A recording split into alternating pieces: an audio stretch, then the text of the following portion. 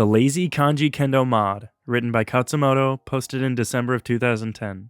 This is a gracious guest post by Kendo. In it, he introduces a sweet modification he made to Lazy Kanji cards to increase their effectiveness. Effectiveness and preference can and does vary by person. Nevertheless, I think this mod is a valuable improvement that definitely deserves to be a part of AJATT canon. Winky face. Though I have no hard data, my hunch is that Lazy Kanji natives, i.e. people who go straight into Lazy Kanji with, say, less than 1,000 characters worth of previous experience, will benefit most from this mod. Heisig did not pen RTK for naught. Logical connections matter. Quote, due to a variety of factors involving chronic pain and fatigue, I found my kanji studies grinding to a halt around 700 in RTK. I could not get motivated to keep going. Typing up stories, writing out kanji, and trying to remember keywords that meant the same thing despite having completely unrelated kanji was just too exhausting, and it made my hands and wrists ache. Then Khatsumoto-senpai came up with something that sounded like just the thing for me, Lazy Kanji, which turns the process of memorizing kanji into something more like repeatedly dialing a telephone number until it's memorized. With renewed hope, I made an initial attempt at some Lazy Kanji cards.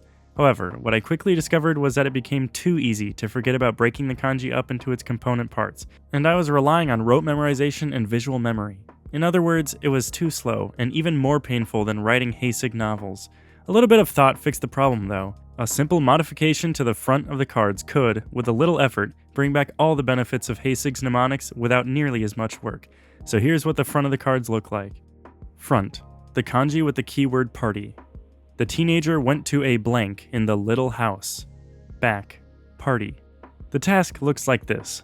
First, write the kanji. Attempt to write it from just glancing at the sentence if necessary. However, it's alright to just look at the kanji. That's why it's there on the front. Then, look at the kanji and say the keyword out loud. The keyword can be any synonym that carries that meaning. So party, gala, shindig, Bonnaroo, joking, would all be correct. Grading, Anki scale. If I get the keyword and I can write the kanji just from the sentence, I mark it very easy. If I have to glance at the kanji, I mark it easy or hard, depending on my feeling about it. Missing the keyword entirely gets it marked wrong. Adding the fill-in-the-blank sentence does two main things. 1. First, it serves as a reminder to break up kanji into its components, which is the strongest part of the Heisig method in my opinion. And 2. Second, it works as a bit of context, providing a mental hook which is easy to grasp onto, and it gives the brain something familiar to grasp at while learning something that initially looks like random squiggles to it. But because of the combination of SRS and blending writing and recognition, it is no longer necessary to use complex or wordy stories to memorize with. A simple sentence that links all the primitives together and to the keyword in some sort of logical structure is all that is necessary.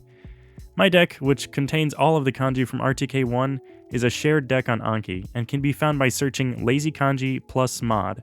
Some of the stories are idiosyncratic to my strange tastes and sense of humor, but most of them are generic enough to be useful to anyone.